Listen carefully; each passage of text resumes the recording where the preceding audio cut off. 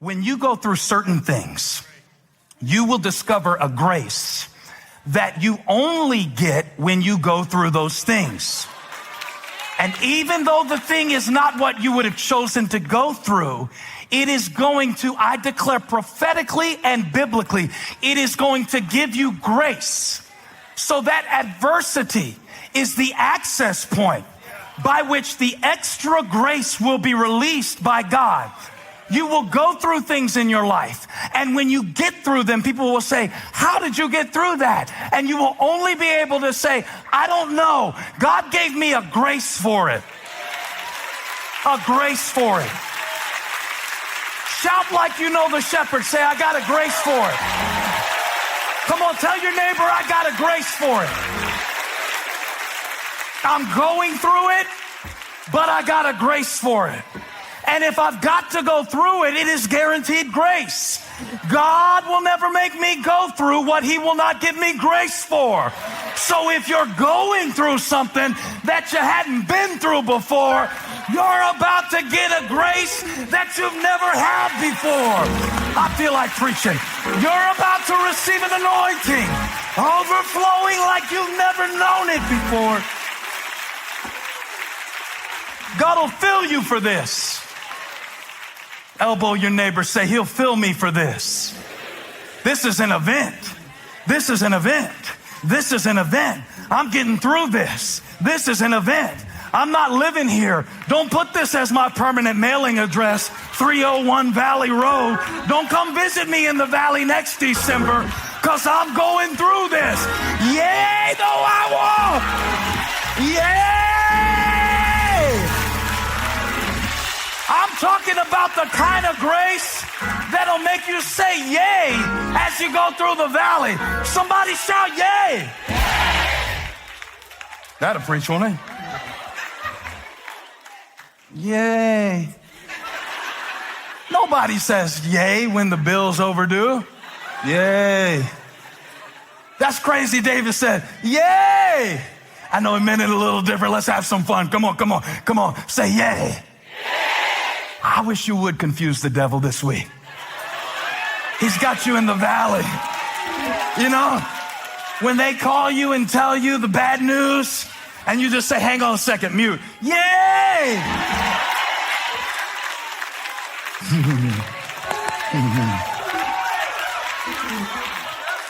You know how she broke up with you in October? And you thought you'd spend the rest of your life alone? I want you to go back to October in your mind. Let God anoint your head with oil. Change the way you think about that thing and realize if that was meant to me, it would be meant to be. If it was meant for me, it would be. But if it went away, it couldn't stay. Somebody say, yay! Yay! Woo! I feel Jesus on this. I feel Jesus on this. Jesus got to the tomb of Lazarus. He said, he's dead, and I'm glad. Somebody shout, yay. Yay. Well, why would you be glad? Because these are his friends, and he's about to show them something nobody else has ever seen. I need you to get happy, not about the valley that you're going through, but about the grace of God that is coming to you. Somebody shout, yay. Yay! Yay! Yay! Woo! I'm not afraid, because yay! Yay! Now, I'm telling you, this message is real to me. I was shouting like this at 5:45 this morning. I was scared I was going to wake the dog up, and Abby said he peed on the couch. I think I made the dog pee his pants because I was walking around my living room at 5:45 saying, yay, yay, yay. Those that sow in tears will reap in joy. Yay! I'm going to get up now. Yay! Yay!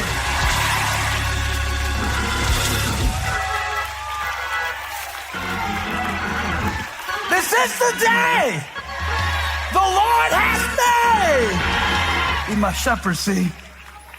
So he enables me. You can't minimize people's pain like this, Pastor Stephen. I'm not minimizing nothing. I'm just trying to reframe the way you see the rain. I'm trying to get you to rethink the leaves. Did you have somebody leave you?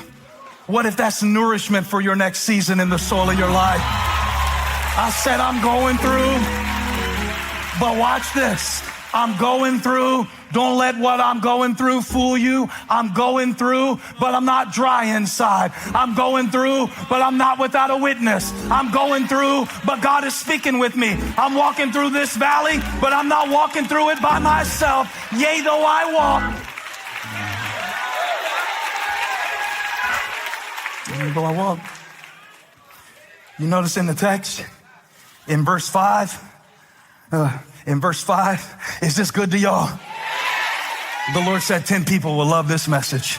10 people will love this message. He said in verse 5, something was running, and it was the cup. He said, my cup runneth over. But in verse 4, something was walking, and that was you. Yea, though I walk, and the cup runs. I need y'all to help me today because my voice is a little bit weak. And I don't know what I was doing just now, pushing it, because all week, every day, I was recording my book by audio, and I did not hold back. I did not put my late night FM DJ voice on this thing. This was not Boys to Men intro stuff, like tone level, voice level. This is no bass in it. I preached that thing. All 70,000 words. Let me put an advertisement. My new book, Do the New You. February 13th, everywhere books are sold. Pre-order right now at dothenewyou.com. Advertisement. And I did it all week. And one thing I noticed when I was doing it, when I would rush, I would mess up. Because you want to get done because you get tired of hearing yourself talk. How many of you like to hear yourself talk? It's not fun. Okay, so I do this out of love for you. I don't like to hear myself talk anymore. You like to hear yourself talk. And so I'm sitting there listening to myself talk for like the second, third day, and I start trying to talk a little fast like that, and I'll make 10 mistakes. And every time it got hard, the secret to getting through was to slow down. That's why it said, they that wait on the Lord will walk. Yea, though I walk. Slow down. You're worried because you're trying to get there too fast. You're worried because you're trying to do it all in one day. You're worried because you're trying to keep up with people who are 10 years older than you. You're worried because you're trying to keep up with people who are more messed up than you are. They just hide it better. You're worried because you're trying to take in all the information in human history all in the same device at the same time.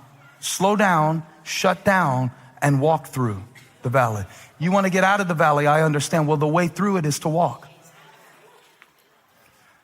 When you run to something else to escape it, you don't become stronger through it. You can't run over if you don't go through. That's the paradox of provision. You can't run over and have wisdom to give others if you do not go through the weakness with God for yourself. That's what the season has been about. The enemy has been lying to you, telling you that the valley, the shadow, and the enemies at the table represent the end for you. They don't. None of those things do. For you see, there's a cast of characters in Psalm 23, including a valley, a shadow, and enemies. Yea, though I walk through the valley of the shadow of death, I'll fear no evil, for thou art with me. Thy rod and staff, they comfort me. Aren't you glad God has a rod? The staff is how he brings me back. The rod is how he keeps everything away that threatened to devour me. I need both of those. So then sometimes he'll use an event to bring me back to him. Sometimes he'll use an event to keep a wolf away from me. But his identity is the lens through which I view every event in my life, not the other way around. Once I've decided he's the shepherd, that means I'm settled in this. And my cup is running over. Well, where is the cup? On the table. Where is the table? We have this misconception that when we get through stuff, it's going to get better. Now, I'm going through right now, but man, I can't wait for 2024. That's going to be my year. You've been saying that since 1947. Elvis had a #1 song on the chart the last time you said that. And then we have this misconception, don't we? That the adversity that we're going through will prevent us from being blessed right now. And I think that's the thing I really wanted to put as the core of this message, is that it's one thing to say, when I get through this, then I will be happy, whole, successful, reach there. I will be, when I get through this, I will be at peace, amount of money, I'll be secure. No, you won't. Because it's never there. He said, out of their trial, in the midst of it, welled up a rich generosity. And David said, my cup runs over at the table in the presence of my enemies, in the shadow of the valley.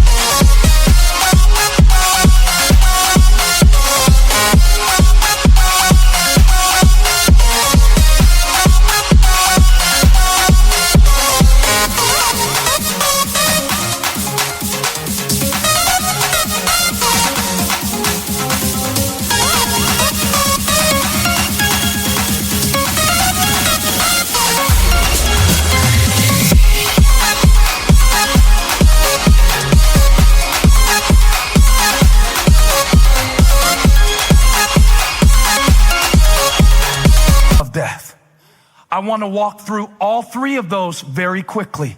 There are three symbols in this text of adversity. Each of them represent adversity. Number one is the valley. You're in the valley. You're going through the valley. You are going through. You will not live there. You will not live there. You will not die there.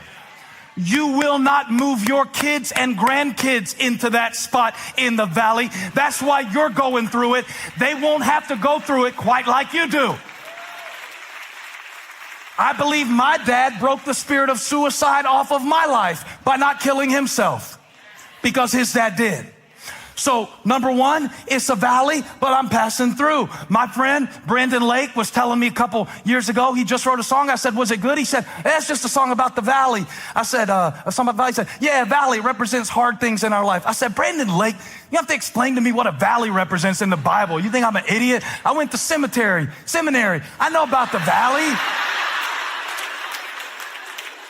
Well, a valley is a metaphor in the Bible, and it means anything we go through that we don't quite understand, the low moments and emotions. Shut up, man. I know what the valley is. Sing me the song. I know what the valley is.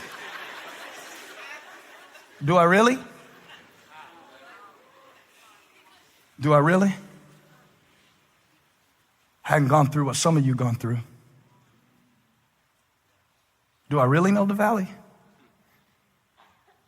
Do I really know the shepherd? Until I've really known the valley? Can I really run over until I go through? And go through and walk through. You don't get the cup full lying down. Did you notice? Whole sermon, LB. You don't get the cup filled lying down. He said he makes me lie down in green pastures, but then I had to get up and walk, and then he filled my cup. You will go through this. You will go through seasons where you'll question your sanity. You will go through seasons where you, quote, train up a child in the way they should go, and when they're old, they won't depart from it. And you will go through seasons of thinking, well, they're not going to get old, so I'm going to kill them before they get old, and then they're going to depart from the earth. And you will. He said there's a shadow in the valley of the shadow of death. You won't always see yourself correctly, Jesus correctly, your situation or your next step clearly. All these people that always know everything God spoke all the time, check their medicine cabinet.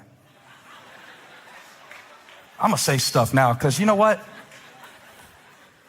When you're really in a valley and people up there in a mountain shouting cute stuff to you about it, and you're in the shadows and people are on there turning their iPhone light trying to tell you stuff. Come on. The valley has a shadow. And in that place, listen to me, child of God. As you walk through that valley, as you move through that shadow, he said there's a table and there's enemies. And at this point, you want to turn around, but you shouldn't. Because that adversity valley, that shadow valley, those enemies, insecurities, and things that you've been going through, whether they were launched from hell or whether they came from your own decisions, those things represented in this passage, that valley, that shadow, those enemies, they all represent adversity. But the Lord showed me something. He said, all of those adversities are advertisements.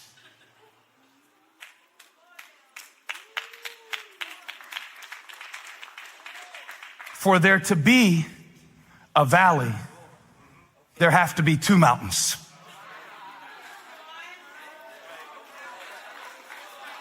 For there to be a valley, there has to be the mountain I came from, which is the last time God did it for me, and the mountain he's taking me to, which is my next testimony and my next level of effectiveness.